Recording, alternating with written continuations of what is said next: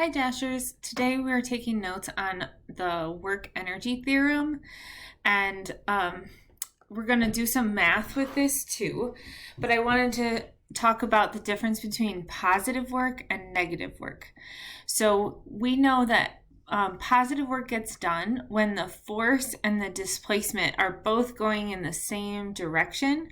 So we have the books example here for positive work when you throw a ball. And you would put the force forward, let's say, and the ball moves forward. So that's a good example. We can also tell that positive work is happening because we know that the positive work is giving energy to the ball that it didn't have before. So it started with like zero velocity, right? And then it gained energy because it now has, at the end, it has velocity, therefore it has kinetic energy. Well, where did that energy come from? Well, it came from the positive work that this person did on the ball. Okay, so try to think of some other examples of when you've done positive work to increase something's energy, to speed it up. And then negative work is the opposite. So this happens when the force and the displacement are going in opposite directions of each other. So their example was catching a ball, because no matter what, you can't really catch the ball without putting a force opposite of its motion. It will keep moving forward while you're catching it. Even if it seems like you just stop it right away, that's not actually what's happening, because even like this ball might squish a little bit while you're catching it. So friction is another good example of something that is of a force that always does negative work, because we know that the friction force always goes against the way the thing is moving, and it tends to slow things down. So we see here that this velocity of the ball was really large to begin with, and then it stopped, or even when something just slows down, it's some of its kinetic energy is being taken away. And that's another way that you can tell that negative work is being done. Okay. So here in this example, we have a baseball player who is sliding into a base.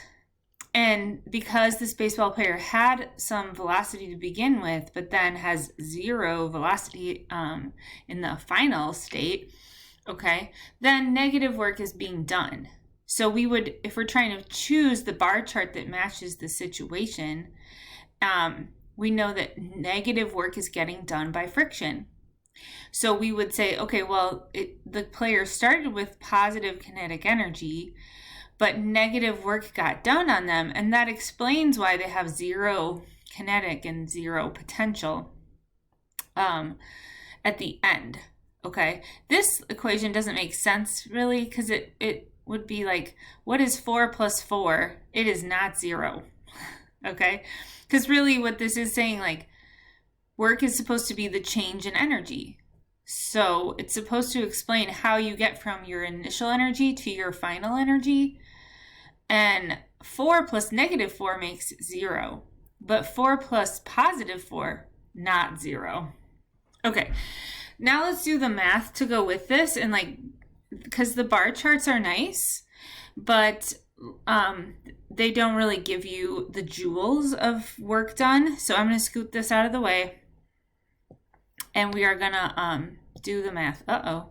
Okay. It's not going to let me do that, so let's try this. All right, so when we would solve for this, we would say work is equal to change in energy, because this time I could use the work equals force times displacement formula, but they didn't give me the force or the displacement. So I'm going to have to just use my work equals change in energy formula, and that in this case is kinetic energy. So I would have, remember, I always do final squared, like this is the final energy, minus the initial energy that the baseball player started with. And so then I would say, I'd plug in the numbers, if you want to, you could pull the 1/2 m out, okay? So I could take this part out, but then I can't do the VF minus VI and then square that. I have to square the numbers individually. So I would take 0 meters per second, because he stopped, minus 8.5 meters per second squared. Okay, so then I'm going to get 35 kilograms. And then, I didn't get my calculator out. Okay, so then let's do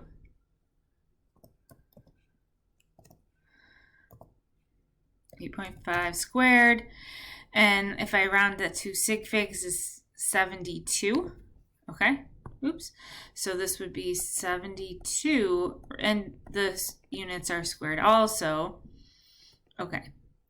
Oops, that's a negative though, right? Because I did 0 minus that. And then I get to multiply the 72 times the 35.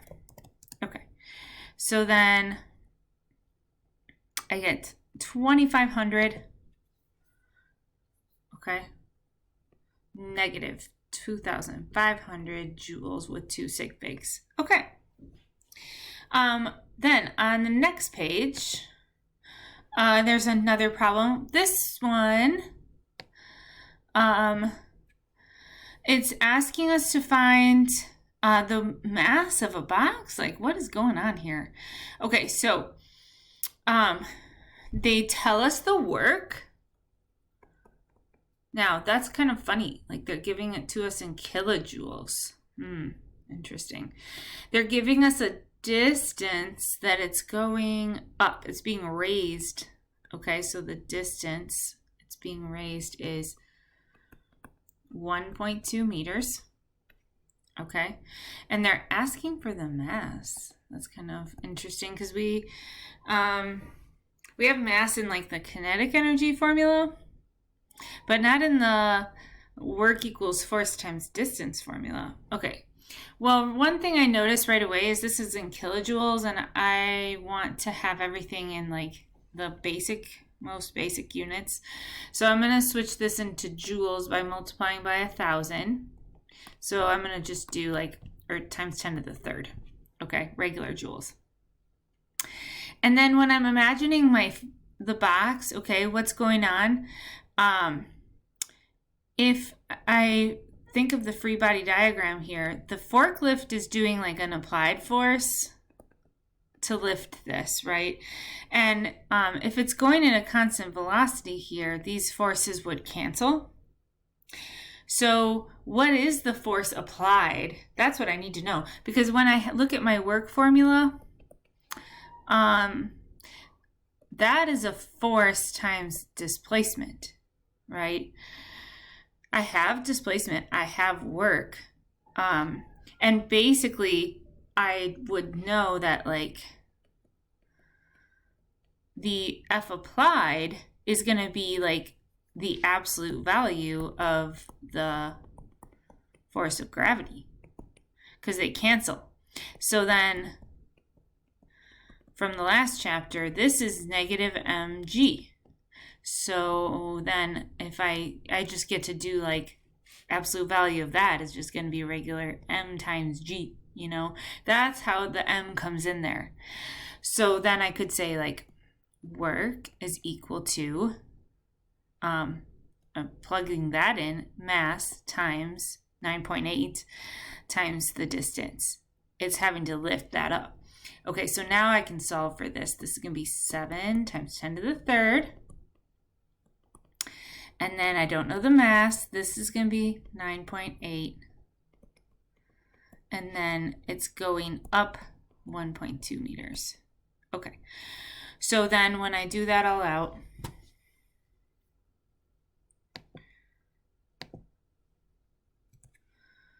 (9.8) times 1.2.